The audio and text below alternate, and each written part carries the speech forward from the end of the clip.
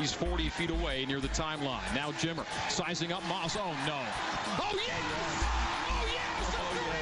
For Jimmer. Oh, no. Oh, yes. Jimmer Range is back. It's episode 31. I'm Carl Heiser, joined as always by my co-host, Alex Cervantes. We're here to preview the SEC, working through our conference previews ahead of this college basketball season. We're joined by Mr. Todd Clarry. He is a writer for Busting Brackets and Slipper Still Fits, a host of the New Bloods podcast. I feel like I'm and the creator of Hello Hoop World. I don't know how I could forget that. Oh, appreciate that. That's a new development. It's Todd, how are you doing today? I'm doing great, fellas. Excited to be on. Love the conversations you guys have had so far previewing this season. And, I feel blessed that I get to talk about one of the most exciting, chaotic conferences that basketball could ever hold. It is true. There is a lot of chaos to be had in the SEC. Tuck, you have the distinction of being our first West Coast guest. So, wow. Yeah, you have the honor of being the first guest on the West Coast. This is fun. This is three guys, three different time zones talking about college basketball. If anything, this is like a preview for when the SEC eventually gets Oregon or Washington into the fold, or Gonzaga. Yeah. Gonzaga's playing enough SEC teams this season to like maybe get ranked in like the top 5. Yeah, you have one in a scrimmage and then 2 in the regular season. So You'll be well acquainted with the SEC. I mean, Tuck, like part of the reason why I asked you to come on is because I feel like with some of your interactions on Twitter with like Kentucky fans, Auburn fans last year, Kentucky fans this year, it's sort of a know thy enemy type of thing. Yeah, it's interesting because like I had back and forth with Auburn all season. Like it kind of like turned into when Auburn was like fighting to be the number 1 seed in the country or the number 1 team in the country. I was like, yeah, Auburn, let's do it. Let's go. You guys are super fun. I love Jabari. I love Walker. And then the fact that Gonzaga got that ranking just like soured that for them. Yeah. Did not help that most Gonzaga fans were like, this isn't that big of a deal. Like, who cares? He's the number 1 team in the country. So, and Kentucky is really mad about what the designation for a home game versus a neutral court game is right now. So dealing with that, but yeah. Do you feel like there's been a difference in kind of the way either one of those interactions has gone? Like, do you feel like one of them is more contentious, or for you is it all just like tongue in cheek? Like, it's tongue in cheek for me. But it does seem like Auburn just loves themselves, and that's great. They love their school, and they got pride for their school. It's and the SEC. Beautiful. The SEC, it just means more. It just means more. They will chant for their conference. They will root for their conference over individual teams. With Kentucky, I thought they would know ball more, which is like kind of concerning.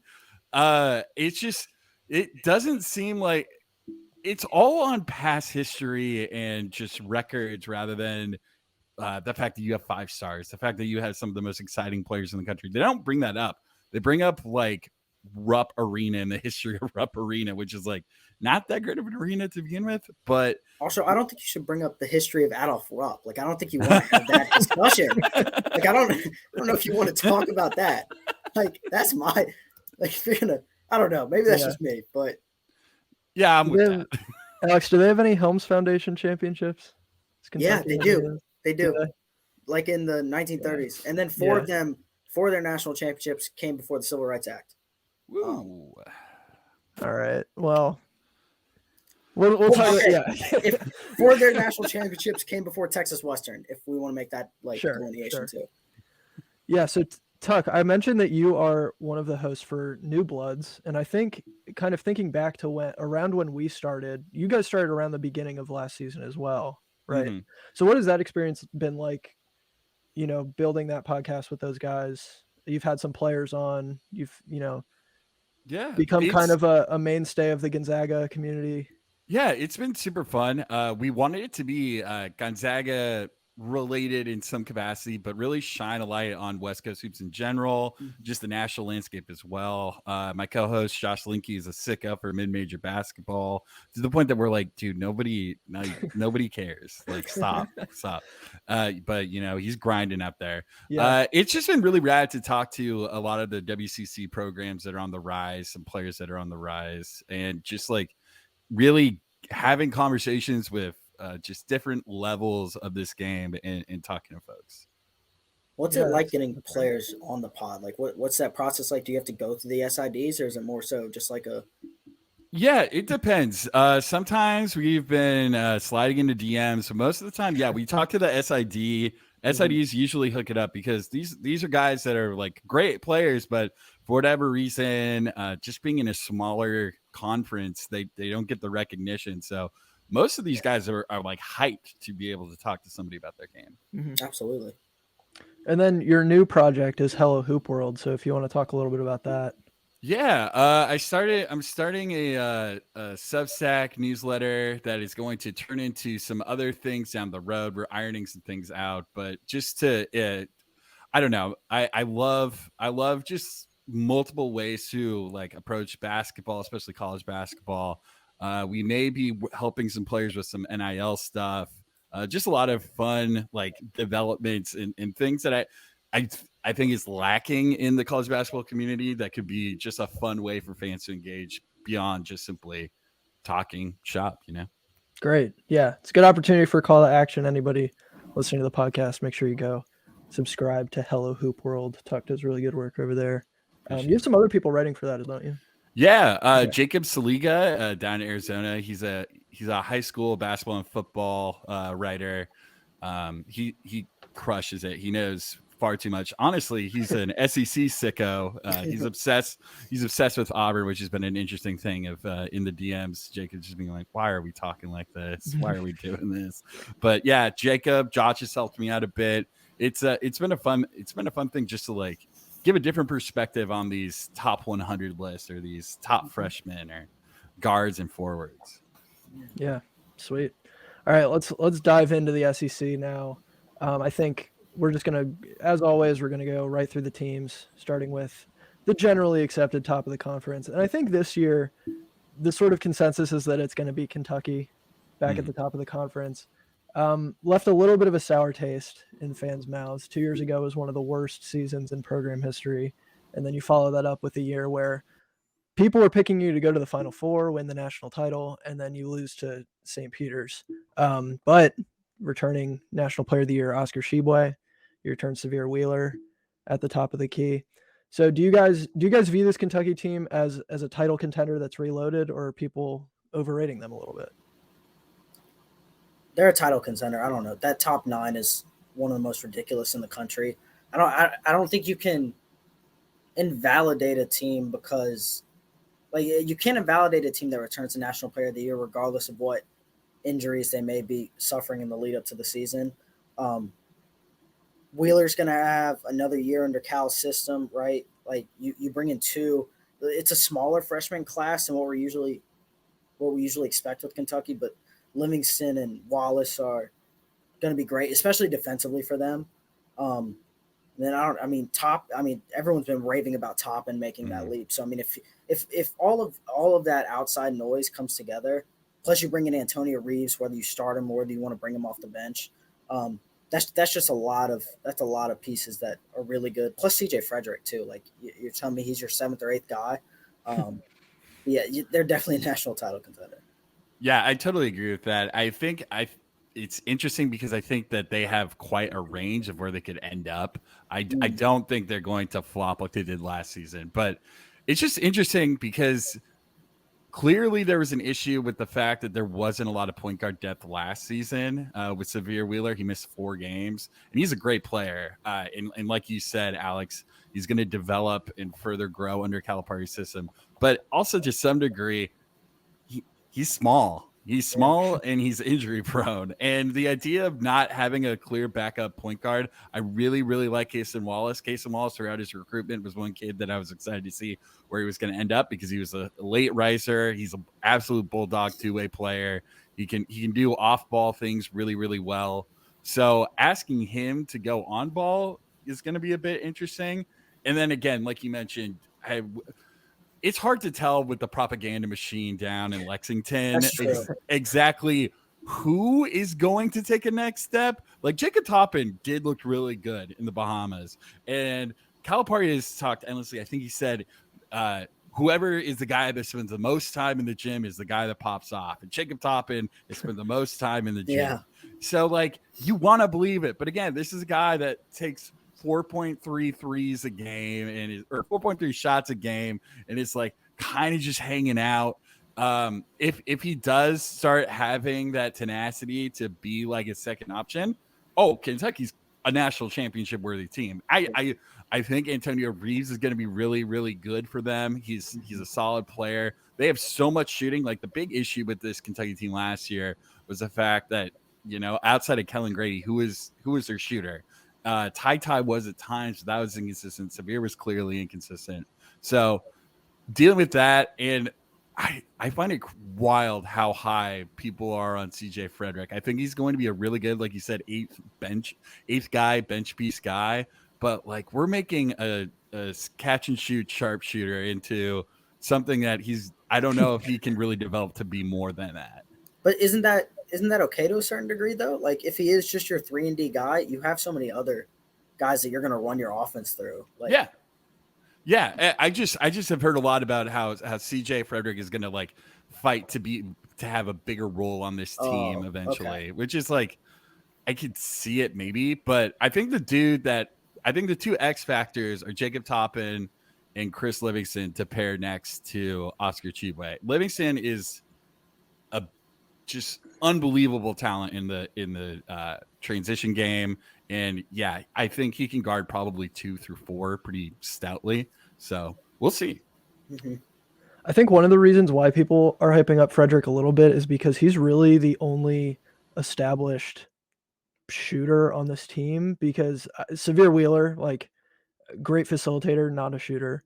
We're hoping, Chris Livingston and Cason Wallace are going to hit shots, and they shot well in the Bahamas on a pretty small sample size. But I mean, at the end of the day, we don't really know if that's something that's going to continue. And I mean, spacing is going to be really important for this team because their best player needs room inside to cook. And if, nobody on the perimeter is doing anything dangerous, then that's just going to allow defenses to kind of stand down there and stick onto Tshiebwe and, slow him down. So I mean, look at what happened when St. Peter's just completely said, I dare you to shoot a 3. I beg you to shoot a 3.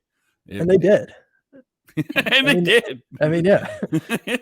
Good for them. They just didn't go in. But yeah, but Kentucky, I mean, I like that Cal has kind of done this thing where it's not just freshmen. Like, his best teams have always been a combination of this just elite talent in the freshman class, plus like veterans who are also very established. So I think he has more of the same this year, and I have high expectations for Kentucky, especially after last season. Got to prove some people wrong. But all right, let's move on to Arkansas. Arkansas is one of the most interesting teams to me. I know Alex is totally bought in on this Arkansas team, so I'll let Alex take the floor on this. So Tuck, for context, I've been like texting Carl for probably the past week about how I'm really on this Razorbacks train, and just I really think so for context, like, I think this is the year that Muss and Few like take that like respective leap over the hump. So like, Few's getting that national title and Muss is finally getting to the Final Four.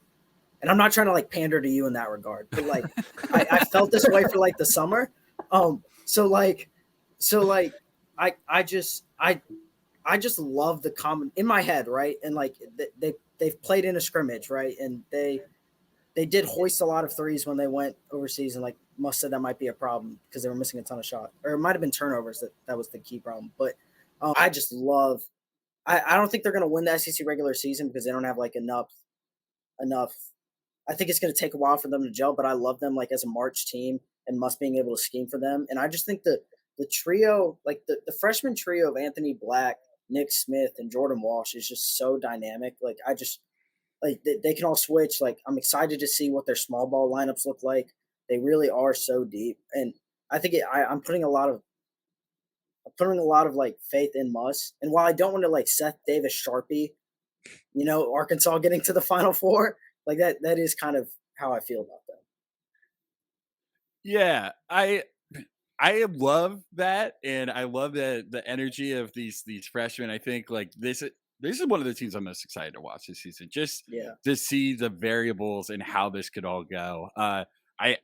can absolutely buy in because of the amount of talent that those three freshmen Mhm. have and the surrounding transfers. Because I mean, like, Muss basically has a brand new team from last season. Like the there's very little retention, and I also love the idea of the Gonzaga Arkansas storyline just from last season, and the fact Mhm. that Anthony Black at the 11th hour, the crystal ball switched, the Yeah. hearts were broken up in Spokane. I am so fascinated by what this backcourt is able to do as freshmen in an SEC conference that is very physical, that is Yeah. all about defense. Like, I cannot wait to see how Nick Smith and Anthony Black respond to playing against Tennessee. Like, that Yeah. Tennessee defense and Zakai Ziegler and Santiago Vescovi could just absolutely gnash through Mhm. that Arkansas backcourt. But Anthony Black is like what, 6'7" and able to do just absurd things like that Yeah. dunk highlight. Like, Yeah. what is that? That's not something that an 18-year-old freshman point guard should be able to do. No. Yeah. But it's just they had a lot of turnovers overseas. I think they're going to have a lot of turnovers throughout the season.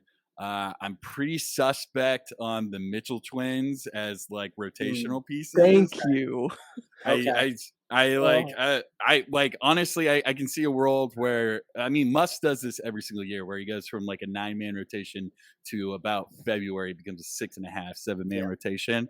And I can absolutely see them saying, all right, Trevon, Ricky, this is you. Trevon Brazil and Ricky Council are going to be great pieces. And Ricky can play up into a position that he normally doesn't play. But it's all going to come down to if Trevon Brazil can like basically hold down the front court similar to what Jalen Williams did last year, which I think he has a talent, and I think that he is. Yeah, it's going to be tough, but I don't know. We'll see. I am so intrigued because I mean, like, fellas, that this is a conference of is Tuck a hater? Like, that's the question that I have about every single team.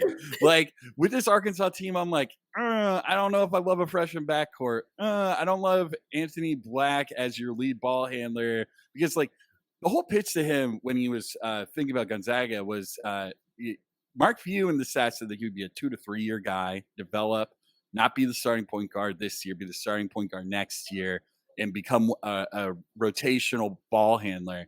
He thinks he can do it right away. And he didn't play a lot of high school basketball, especially senior season. Mhm. And him doing that at the big stage with a not very developed perimeter shot is going to be interesting. Yeah, there was a point in the offseason where I realized, like, I needed to personally pump the brakes, just a tiny bit on Arkansas, because there was a point where it seemed like it was, like, pretty early-ish in the offseason, and it seemed like Eric Musselman was just getting these commitments left and right from really anybody and everybody. So, like, oh, Nick Smith's going there.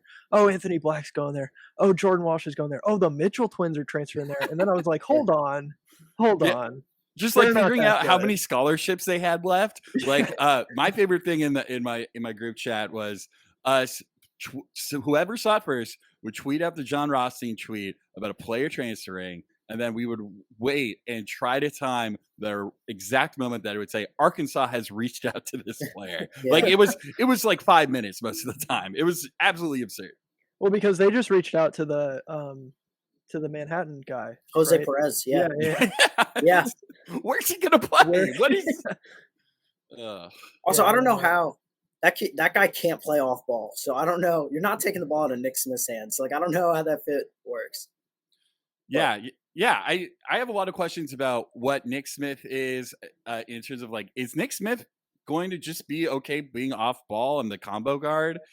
I feel like he needs the ball in his hands, and then even Jordan Walsh, like. What is Jordan Walsh going to do other than just like stand on the perimeter and then cut to the basket?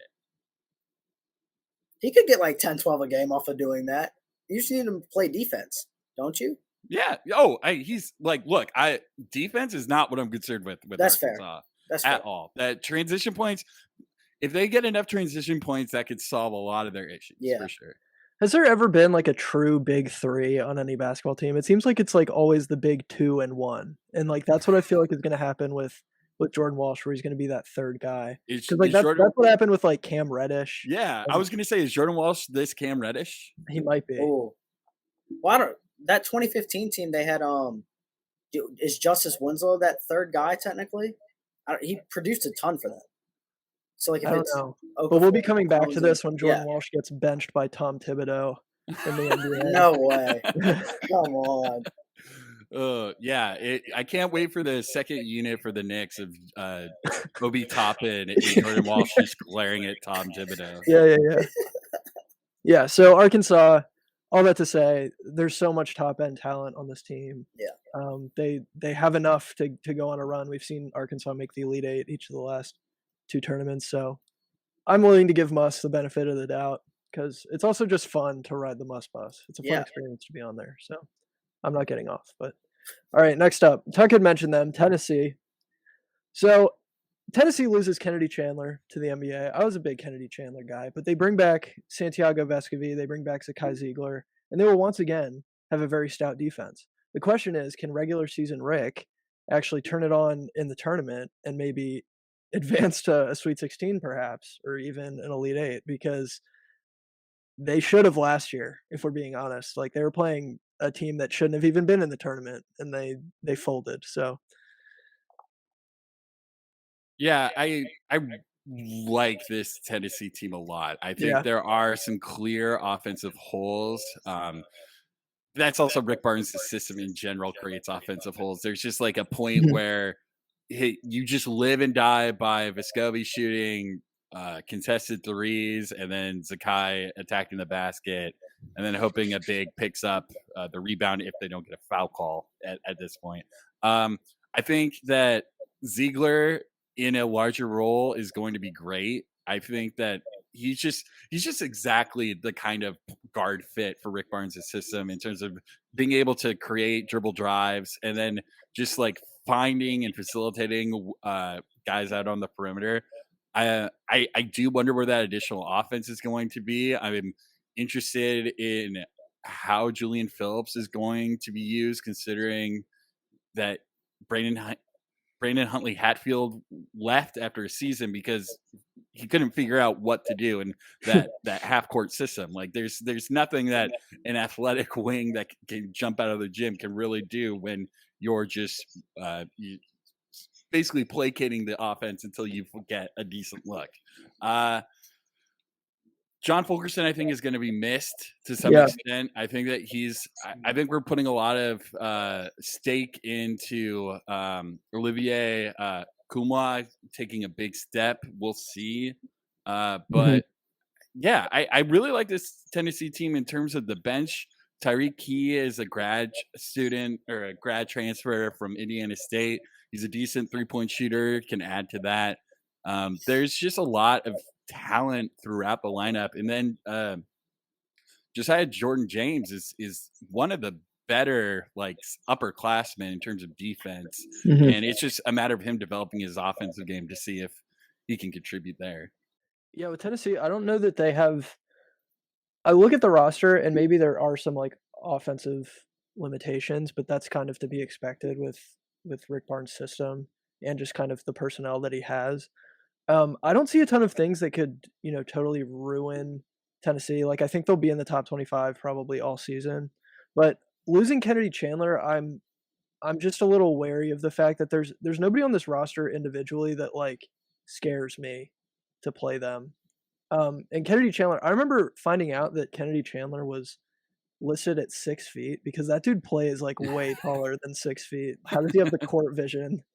He's shorter than me. I don't understand how he can make these plays. And he's an absolute dog. Like that too. Like he absolutely, as a freshman, led that team in a lot of ways. So that's going to be interesting. And I'm interested in what you guys think. I'm seeing talk of Santiago Vescovi potentially being an All-American. I see talk of Santiago Vescovi becoming an 18 to 20 point scorer. No. How? Literally how? Like I don't, because I mean that's my major concern. Like, is there, like Carl, you did say, like, is there really anybody like individually on this roster? Like who is gonna get? Who do they turn to like late games? Like if it is Vescovi, like what do you? Like that's what kind of puzzles me.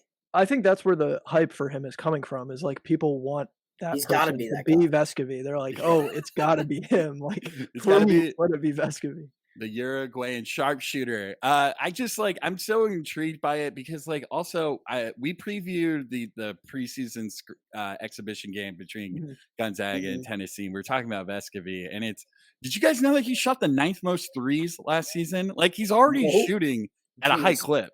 He's 40% shooting the 9th most threes. I think he attempted 253 Oh my threes. gosh. And it's how do you increase that volume? It's there. It's brimming. Yeah. I think that Barnes is going to have to adapt, and we'll see if he's capable of doing it. Julian Phillips is the answer in terms of where do you find that offense, because if you have this is a Tennessee team that had the 6th highest steal rate in the country, and they had a I want to say 157th or 150th tempo. How, if you're creating that many steals, how are you going at that plotting of a pace? I feel like you have to just get the ball to Julian Phillips in transition to just get some easy baskets. They're just allergic to the fast break. They get the ball and they just stand there for a couple seconds, wait for everybody to catch up. Yeah, so Tennessee, I mean, solid team. I feel comfortable putting them in the top 4 of the SEC just because of what that defense will be. But I mean, beyond that, I don't see them as a team that has a super high ceiling. Especially if, unless Vescovy is, shooting 23 a game and shooting 40%, and then we can have a different conversation. But yeah, it's interesting because I have them as my second SEC team, but I think Arkansas has a higher ceiling. Yeah. So there's absolutely this variance of you trust Tennessee and Rick Barnes to win some awful SEC defensive battles. So that's it. Well, I could also it's not, to me, I think the way I went at these rankings was kind of looking at their ceiling and where I expected them to kind of end up at the end of the season versus more so I would probably put more stock in the fact that Tennessee is going to win more SEC games than Arkansas is. So, yeah. So it's just, I totally agree with you guys, though, that I think Arkansas would go further than Tennessee would in the tournament if things are going right. Correct. And Rick Barnes is still coaching, so I think that's important. All right, on that note, let's move on to Alabama, the Alabama Crimson Tide. The one thing I'll open with on Alabama is that when I was listening to New Bloods, Tuck, I don't remember if it was you or Josh who said that you think Gonzaga will lose to Alabama. Or is that you? Okay, so I pessimistically said Gonzaga would lose 3 games just to prepare my body for that Sure. event. But I really like this Alabama team. I think this Alabama team, I have Alabama. I sound like such a hater. It's ridiculous. I have Alabama ahead of Arkansas because I legitimately love this Alabama team. I think this Alabama team is stacked with talent, with or without Javon Quinterly. When Javon Quinterly comes back, this offense takes a huge step.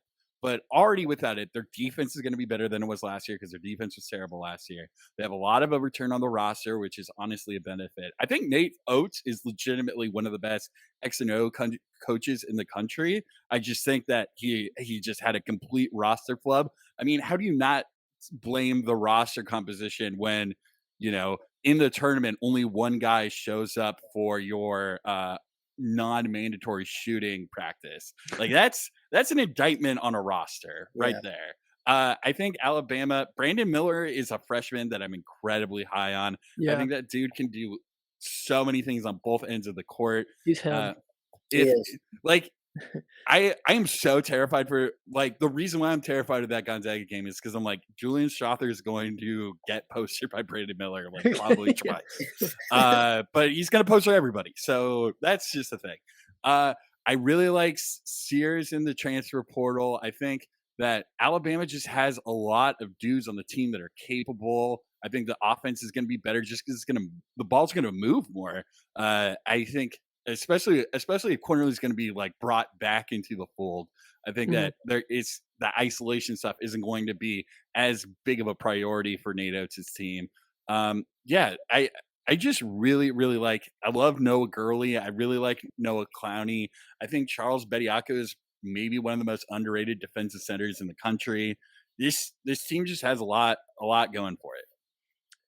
My question for you guys from a style standpoint, this Alabama team has been one it's been a live by the 3, die by the 3 team for a couple of years now, it feels like. And I don't Do you guys project this team to be a bit more balanced, or will it still be just chucking up threes? I don't know. From what I read in the almanac, it seems like it's gonna be same identity. At least that's at least what That worries me a Oates- little bit. that's That what Oates worries made me it a little sound like. bit. Especially because like you're gonna bring Quinterly back into the mix, right? Late December, early January when he comes back from the knee injury. And so like is he he correct me if I'm wrong, but he did win like the McDonald it's a 3-point competition, but like I think he was the McDonald's All-American 3-point winner and he shot 28% last season. And like I get that's like not a great comp, but Yeah, one like, of those is contested and the other one is not. So. correct. That's fair. But like at the same time, like the way they play offense, he's gonna have good looks. So I don't know. I remember writing down in my notes for this episode that the reason like you have to buy stock in Alabama is because of Miller. And like when listen, I get all the preseason hype that like your teammates and your coaches and the agendas everyone pushes, but like I don't feel like God-given talent is said often, and Noah Gurley said that about Miller. Mm-hmm. And he put up 33 on an efficient like 12 for 21 or 22 against TCU. They did lose by 30. So Bediako wasn't playing. I will say that. Bediako was not playing. You're right. And Namari Burnett, which another piece. Mm-hmm.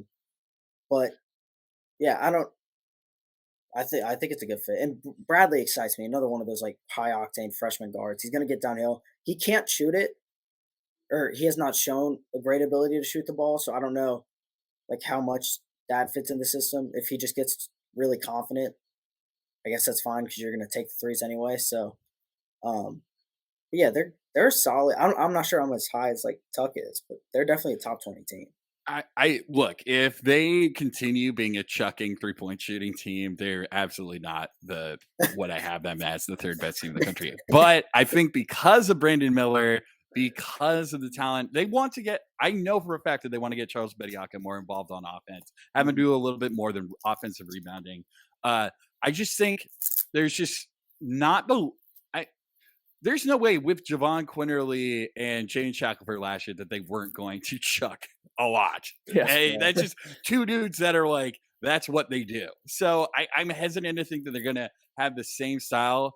I mean, Nate Oates in general, though, is a guy that coaches a lot around analytics and the idea of like value shots. So potentially, but I think he's absolutely just the way that he gushes over Brandon Miller over the last 2 months is just like, it's clear that Brandon Miller is going to be a focal point of this offense. Mm-hmm. So Brandon, he can shoot threes, but that's not his bread and butter. That's not what he's great at. So we'll see.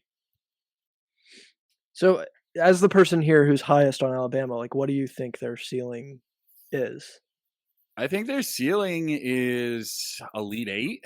Okay.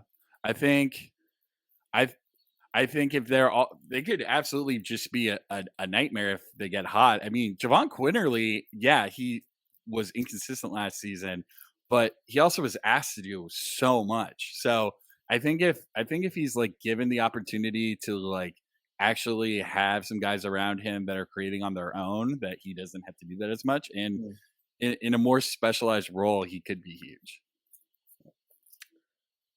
Next up, let's talk about the Auburn Tigers. This is one of my favorite teams to talk about just because this backcourt is hilarious. They're objectively hilarious. You never know what you're going to get with Wendell Green and Katie Johnson. It could, when they're on, and when they're off, they're so off. And it is to love. It's awesome. It's awesome. I mean, so I've criticized this backcourt because, they're erratic, right? Like, and that was kind of what I said last year. As far as why I said, yeah, this Auburn team can't win a championship with this backcourt because they're both shooting 30% from the field. There's just no conceivable way in my mind that they win a championship or like even advance that far in the tournament. And then in that game against Texas A&M in the SEC tournament, Katie Johnson shot 0 for 14 from the field, which is hilarious. It's just so fun. Katie Johnson to me, this might come off in like a derogatory way, but I promise I don't mean it in a derogatory way. Katie Johnson to me is like a cartoon character. He's like, everything about him is exaggerated. it's like he's either awesome or he's like the worst player you've ever seen play basketball. And he's kind of he's Wendell Green and KD Johnson collectively have that like Dion Waiters mindset of I'd rather go 0 for 100 than 0 for 10 because if I go 0 for 10, it means I stop shooting. They'd rather shoot their way out of a slump than just like give the ball to somebody else. And you mean like somebody else being like a generational 3-point shooting 6'11" guy with the highest release point in college basketball that could I don't know not why get a you'd shot block? ever pass to him when you could just shoot it yourself. Yeah. Exaggerated is a good term for KD Johnson because I don't know. Just speaking to buddies that are in coaching, we laugh a lot about KD Johnson's. I mean, early on we talked about what it's like to interact with Auburn, and like Auburn is a fan base that loves to support themselves, to root on their guys, and champion them, and if you're theirs, they love you. And KD Johnson is the perfect basketball player for that fan base. Yes. Because KD Johnson looks like he is giving everything in every possession, regardless who has the ball. On their trip to Israel, like legitimately, KD Johnson is pressing, and nobody else on the Auburn team is pressing. And everybody's like, oh my God, look at KD give ball pressure. Look at KD give this effort. It's like, yeah, that's not part of the defensive system. That's not helping. That I think KD got beat every single time he did that. Like, there's just like a level of just like let KD do what KD does, and like he's the ultimate scratch ticket. It's like it's either he costs you money or you get to play another scratch ticket, and it's just I don't know. I am fascinated by how this team looks without the high ceiling support system in the interior to kind of like shore up those mistakes. I think Janai Broome is a solid defender. He's very good, but he's not Walker Kessler. He's not the rim protector that Walker Kessler is.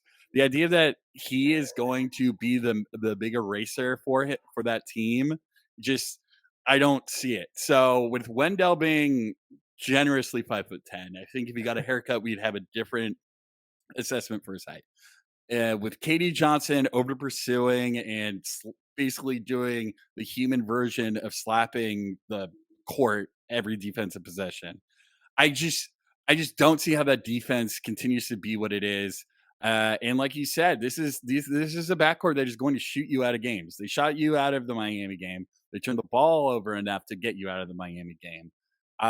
Zep Jasper's probably their best guard. Probably. He's good. He's not great.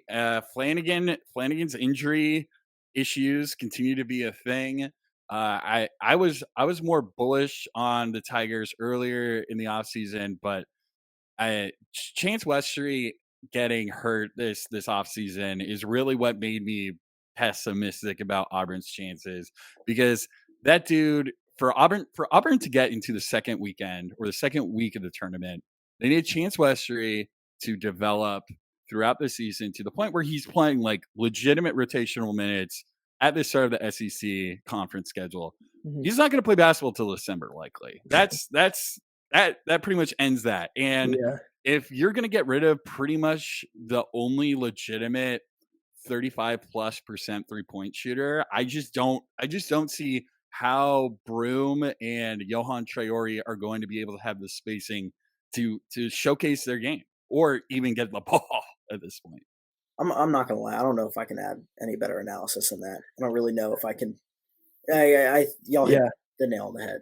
I mean, to circle back on my KD Johnson take, it's not that I don't mean to be like overly critical of him. I'm just like fascinated by the basketball player that he is, and that's that's more so what it is. Like it's not like I don't like him or I think he's bad. It's just like this is like interesting to me. Yeah. I mean, don't get me wrong. He makes positive contributions on the floor consistently, and honestly, he was probably last season the best dribble driver on the team. It's not like Jabari was necessarily a dribble drive player. KD was probably the best guy at getting to the cup. It's just like a question of like, why is this guy playing basketball like a free safety? I don't understand it.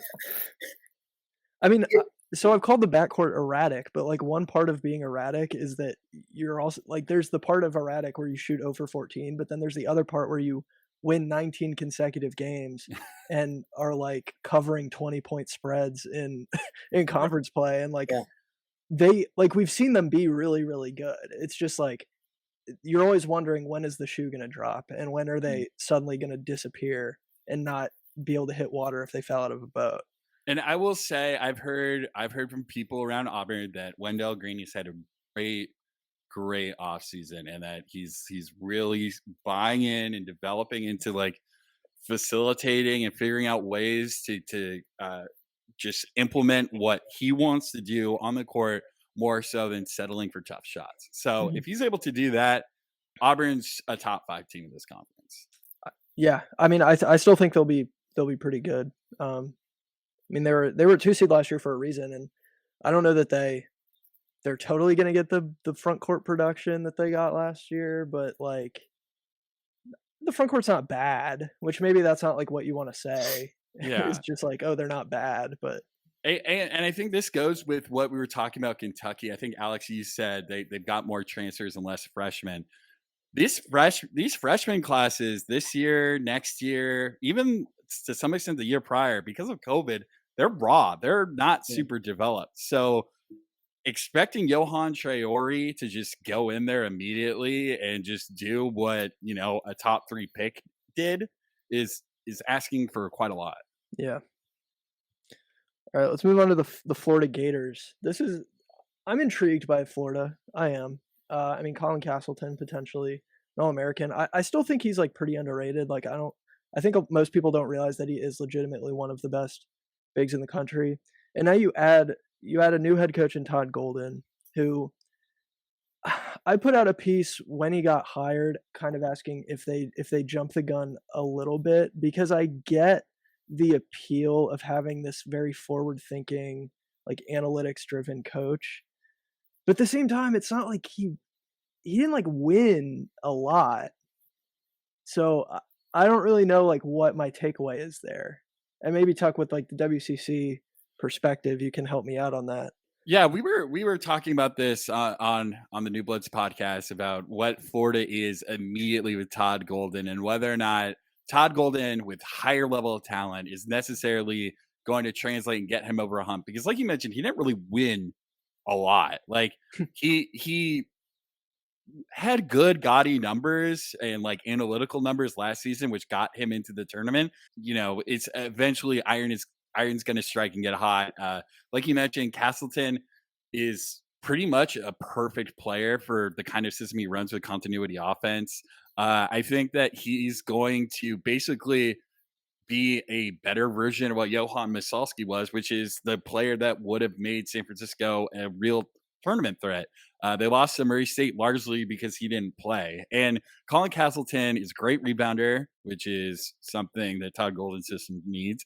And he's even better rim protector. So having that on offense and defense is huge. I totally agree. And like, I think Colin Castleton is like pretty close to the other 5 great centers that we're all talking about this offseason. I don't think there's as big of a gap as people want to say there is. Yeah. I just wonder with the guards. I think Florida has a high floor just because of the amount of talented transfers they've gotten. I think Will Richard and Kyle Lofton are going to be great defensive pieces, because one thing that we talk about with San Francisco, we want to talk about these guards, Khalil Shabazz and Jamari Bouye, as scorers, is that's how they got to the tournament.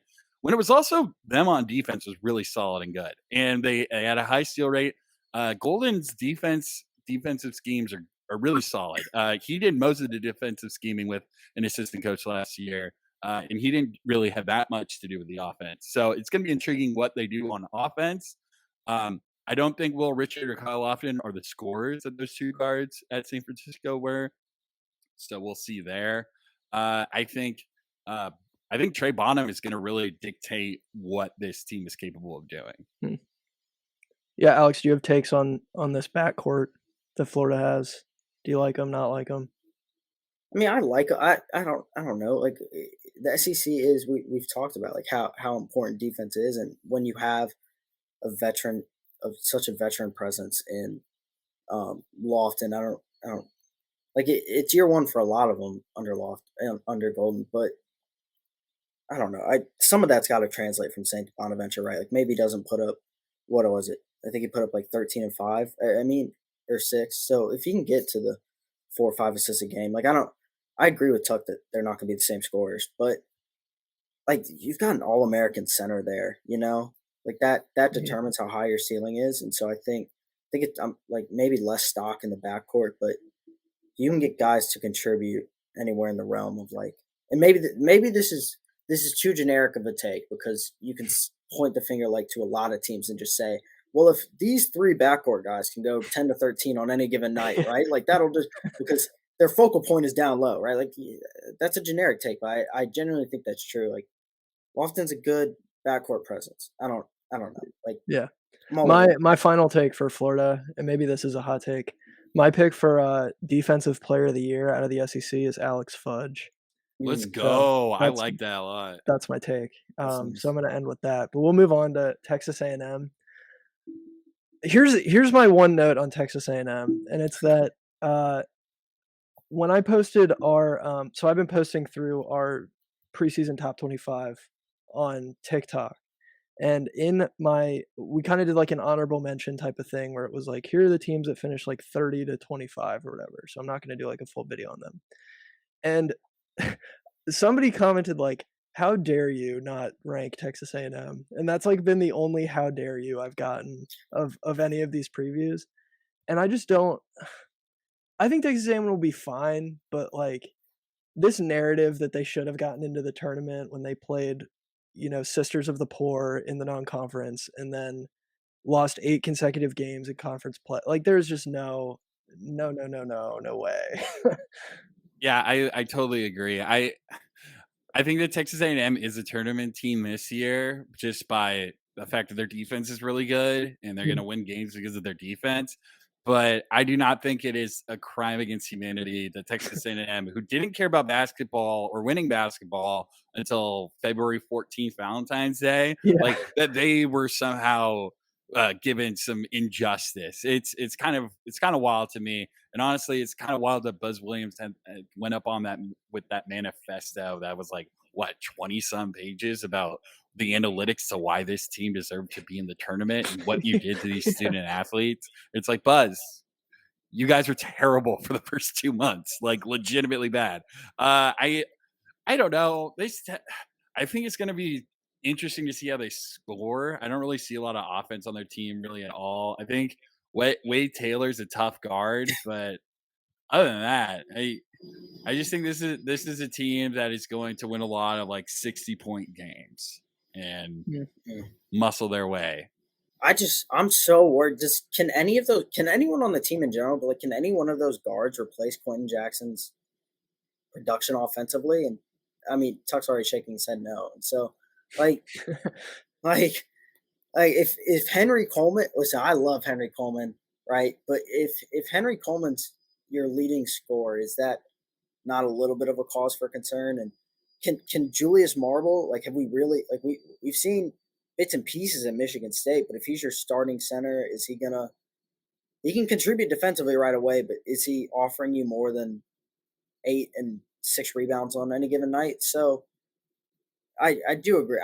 I would like to see, the sicko in me would like to see Texas A&M play like Iowa State in like a December game and just see who scores fewer points. I think that would be awesome.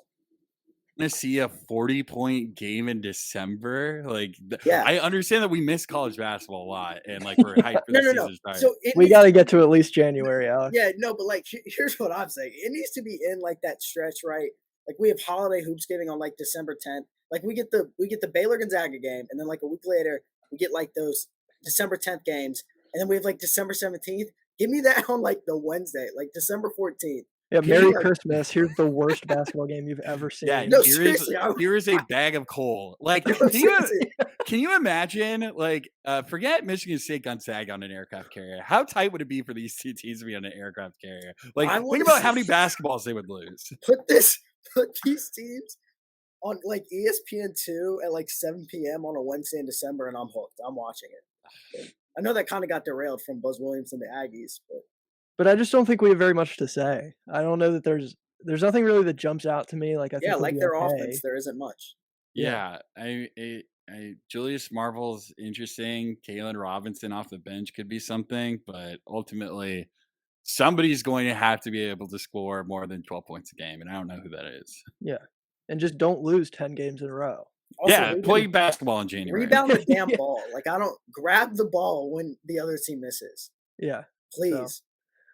All right, so this next section of teams, the way I kind of want to go through it, because to me the next 4 teams that I had on the list are all like I don't really know how to rank them. So I think that's just going to be the next segment is like let's rank these 4 teams and Okay. kind of explain why. So those 4 teams, we got Ole Miss, we have LSU, we have Mississippi State, and we have Missouri. To me, they're all kind of on the same tier. I'm open to pushback on that. Maybe you think like one is clearly above the rest, but like when it came time to put pen to paper and figure out like what the final order of this conference was going to be, this was the section I had the most trouble on of all of it. Was like, I don't know if Mississippi State is going to be better than Missouri. Like, I mean, like we don't even know. Yeah, this is like absolutely like where the SEC gets a bad rap for being like bad basketball, but like very athletic. This is around the region where you're like, okay, I get why this is what this conference is known as. I think LSU is my pick to be at the top of this section. I think Matt McMahon has got a lot from the transfer portal, like way more than I thought he was going to be able to in that role. He convinced a lot of the Murray State guys to join him. I really love KJ Williams. I think like the question is like Adam Miller coming back from that ACL tear from last season. If he's the same guy that we thought he was going to be last year, because he was pretty much the offensive firepower that Will Wade was banking on to like excuse the fact that he was playing like 4 small forward wing centers. So like if all of that happens, I think LSU could be like a definite trap game for the top half of this conference. It's just, there are some concerns with like consistency and like whether or not those Murray State guys are ready to take the next jump. Point guard play is going to be interesting to tell. See where that goes, but I think LSU, like legitimately, I think they're in a situation that I don't think anyone expected when that Will Wade news dropped. yeah. I think I'd agree with Tuck that I put LSU over the rest. But like it's hard not to like really good guards, and so I struggled with whether like I think Mosley's going to be able to make the leap into the SEC. He's obviously not going to put up the same numbers, but I still think he could probably be the go-to guy for Missouri. And then so like I struggled with that. Like is Justice Hill or is like Adam Miller the lead guard for LSU, and are you running everything through Williams or is it something else? But more so just shocked that like Tuck said that like McMahon was even able to assemble a team with all the stuff going on in Baton Rouge, right? But I don't know. Ole Miss so much to me on Ruffin and Morrell, and so and Ruffin's coming back from injury, right? So what are we expecting from him? He's not even going to start the season, right? Like he's coming back late. Yeah, they're hoping he's back by the start of conference play. So I feel like they have like 3 guys that either are coming back from injury or just got injured this summer. Like, I don't know, man. I think Ole Miss, if they're 100%, is probably the best team of this bunch. It's just like I feel like injuries are going to be a storyline for this team all season. And also, like, can Brakefield defend? Right? Like, he's great. Like, I listen. I enjoy him as like. To me, sometimes like at least when he felt like at Duke, he provided a lot of energy, and there were definitely like spurts where you saw the positive play of him being a top 40 recruit. But it also just felt like sometimes he was just running around. It looked good because it kind of was like a poor man's Katie Johnson version, right? Like there was a ton of energy, and it looked fun because he was moving a lot, but there wasn't anything positive coming from it. So if he can, gosh, I mean, maybe if he gets to double digits, right? Like they're hoping he takes that leap. Again, he's one of those guys that's what the coaching staff is looking for. But yeah, I don't know. Ole Miss should win more than 4 games. Right? I like the idea of Ole Miss. I just don't know if my idea of Ole Miss is what Ole Miss will actually be. That's fair. So yeah, they're. I mean, they are one of those programs, and I like Davis a lot as a head coach. And Kermit is his teams. They'll be bad. They'll be pretty good. They'll be bad. They'll be pretty good. And I think maybe this is the time that they're pretty good. We'll see. Yeah, we didn't really touch a ton on Mississippi State. Before we had this conversation, I think they were the one that I actually had above the rest. And if you ask me why, I don't know if I'd really be able to explain that. It was just like I've been staring into space for 20 minutes and like need to put something down. I mean, they have a lot of experience. Like if you look up and down the roster, it's like all juniors and seniors, and I mean, losing Iverson Mulliner is not great. I'll say that. That's not great. Losing Garrison Brooks, not great. But I like to think there's enough here that they won't be like awful. I've seen some people put them like bottom 3, and I just don't think Mississippi State. And Tolley Smith is great. Yeah, Tolley Smith is good, right? He's a solid quality. I don't know, somewhere in between that assessment in the SEC, right, for a big. And like I'd like to see DJ Jeffries eclipse the numbers he put up at Memphis. Freshman year. That would be good to see, right? Because it's been a roller coaster, right? All of his splits have dipped, I think, since his freshman year. So again, just another one of those guys that the coaching staff is hoping with bated breath that he can kind of turn into that guy for them. I mean, it's the same type of deal with Shaquille Moore too, who was another transfer that didn't necessarily produce to the degree that they wanted. Which was kind of like I remember, Alex, we were kind of high on Mississippi State.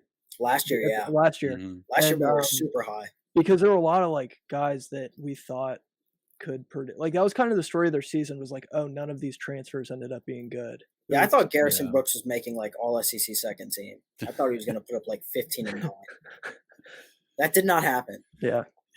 It felt, and that team last year just was in so many games, and then you just saw that like eventually in the last 10 minutes of the game, they just could not match what was going on the other side. And like, I don't see that changing with this group of guys. I do like Tolley Smith, like you mentioned.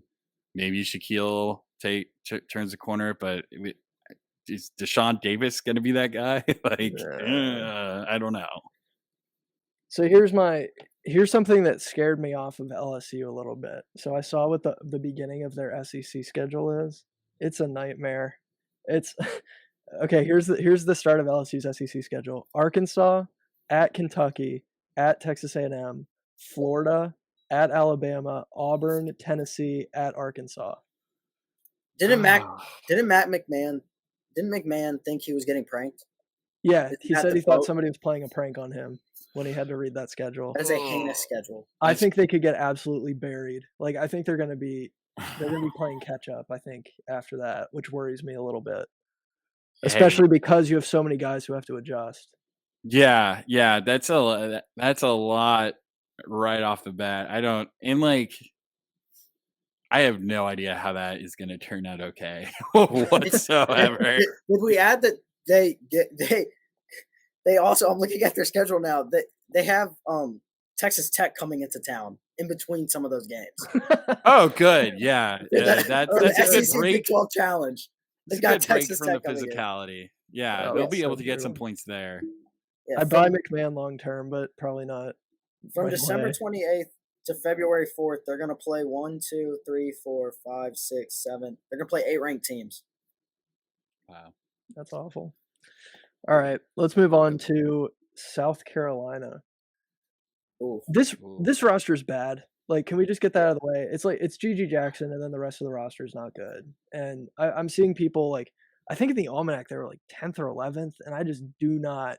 No. I think it's gonna be an Anthony Edwards at Georgia situation where like you're going to have one guy taking a lot of shots. He's probably going to be kind of inefficient, and the team is just not good. So, well, can I ask y'all, did y'all see what Gigi's alleged stat line from the Charlotte game was, their scrimmage? I heard it wasn't good. He went 1 for 10 from the field in 28 minutes of play. He had 2 points. He was 0 for 5 from 3. Michi Johnson led them in scoring. Yeah. Yeah. No. I think he's going to – yeah, like I just wanted to drop that tidbit in there. I think there's going to be a question in the next couple of years, just considering like what's going on with these recruiting classes of guys reclassifying and coming early. It's like, dog, you don't need to do that. Why are you doing that? You're 17. You are actually 17. You're 6'9", but you're 17 and not very big. He's tall. He's not big. And there's just like a level of just absurd pressure that kid's going to have on him just because Michi Johnson is his starting point guard when like the plan was Michi to come off the bench and play like 15 minutes a game.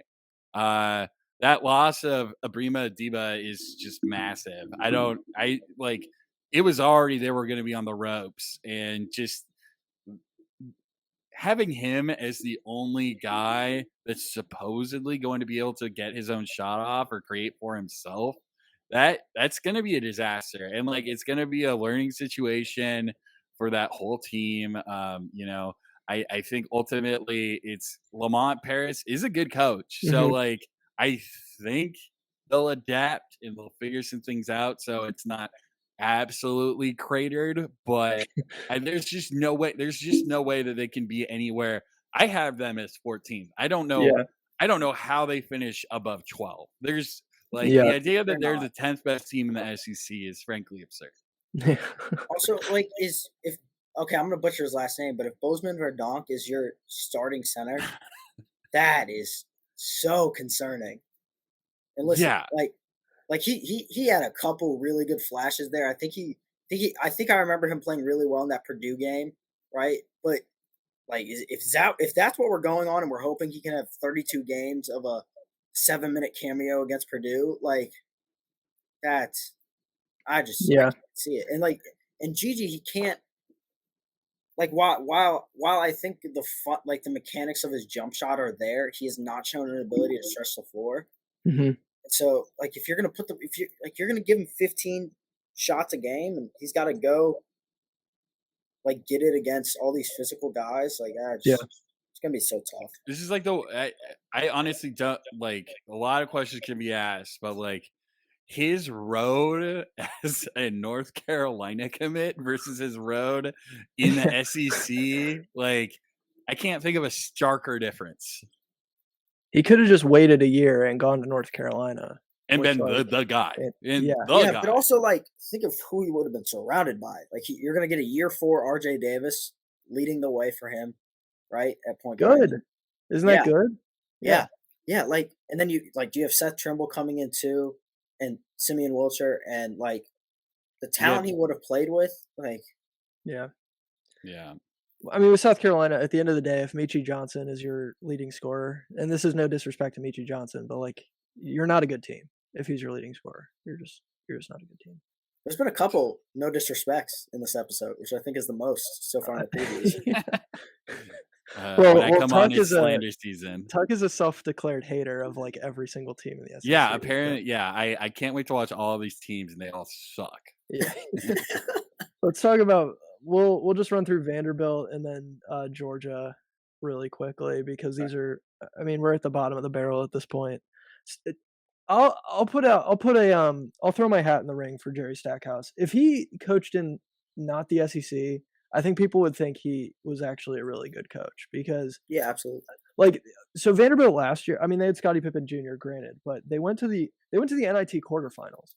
So I think if Jerry Stackhouse was coaching against NIT level programs for like the entire season, that people would be like, oh, like Jerry Stackhouse can actually coach. It's just he gets buried in the SEC because like it's very hard to get into Vanderbilt, and I just don't think it's like the most attractive destination in the SEC for sports at all. So Yeah, I really like Sackhouse as a coach. They're they're very lucky. His affiliation with the university is my opinion, but yeah, there's just I don't know who the guy on this team is that's going to really step up for this team. Is it who is it? Is it Jordan Wright? No, Yeah. that's it. That's Who the is answer. it? Who is it? Dot, dot, dot. Like, I mean, it's just to a point where this team doesn't have the surrounding pieces. I mean, look at their transfers. Like, we talked about the rest of this conference, and they're getting like high major like guys that were 4 or 5 stars, or like guys that over exceeded in a mid major setting. Like Ezra Manjon is a good player, but to expect him to battle against some of these SEC backcourts pressuring him up the court, that's asking a lot. And I just think that Vanderbilt is well coached enough that they will not finish last, but that's pretty much all I can say about it. Moving on to Georgia, like that's my thing with Georgia is like they're not South Carolina. So like just by virtue of not being South Carolina, they won't be last place. But this is still a team that finished last in the SEC last year and is returning 3 starters from that team. So it's like Tough. people love to like rave about continuity in college basketball, but then just kind of ignore like, oh, it's continuity from a team that was bad. So it's continuity from a team that flamed out by December, and we were just waiting for the coach to get fired. That lost to George Mason in the non-conference, but yeah, maybe it's an indictment on the new staff that they weren't able to turn over the roster. Yeah, right. So, but still, 13th. It's not last. So you're right. There you go. All right. We're gonna wrap up now, but does anybody have like any final spicy takes on the SEC that they want to get off? Brandon Miller wins. Oh, I don't know because I was really high. I'm really high on Keontae George. I'm going to stop my sentence. Brandon Miller's going to win Freshman of the Year. Wow, I like that. Over Nick Smith. Yeah. Okay. Win Freshman of the Year. All right. On sheer volume of touches. Yeah. Sure. I can respect that. I totally respect that too. I think Brandon Miller has like the clearest path to be great and like not have too much asked of him while being a big piece of a system. Mm-hmm. All of my spicy takes sound like a hater. So like you heard my rankings. Sure, fire them off, please. Fire them off. Yeah. I just think like I don't think that Kentucky. My hot take is I don't think Kentucky finishes first in the conference. I think something happens to that team to get them to be third. Okay. Is anybody concerned about this like knee procedure that Oscar Tshiebwe had that just got swept under the rug? It is wild. We're supposed to act like it just never happened.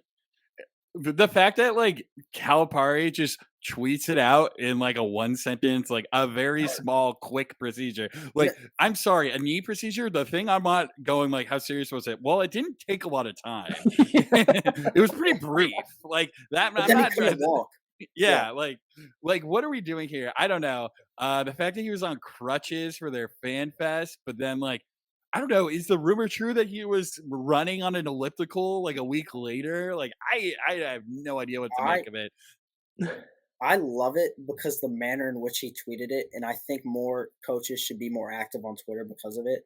The fact that he tweeted so Big Blue Nation, I have some good news and I have some bad news.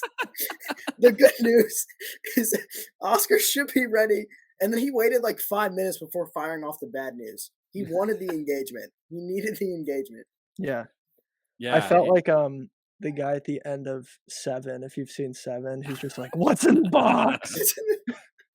That's what it felt like waiting for that tweet. Like, I'm sorry, there's never a moment where I'm going to be like, "Oh, it's nothing that this 6'9", 270, 80-pound guy got his knee scoped. It's totally fine. It's not a big deal whatsoever." So if that happened to Drew Timme, it's not a concern, right?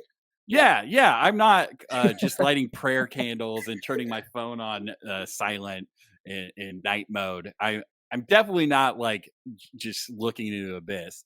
But I don't know. I guess my spicy take is, what if Oscar Tshiebwe doesn't play in that Gonzaga game and ducks because of that knee? Oh, That is so spicy, and I have no reason. Oscar ducking the smoke? I'm not saying he's ducking the smoke necessarily, but that gives something for Big Blue Nation to explain away whatever happened that night. what's the update on the Gonzaga Tennessee game? It is 19-16 Gonzaga. Okay.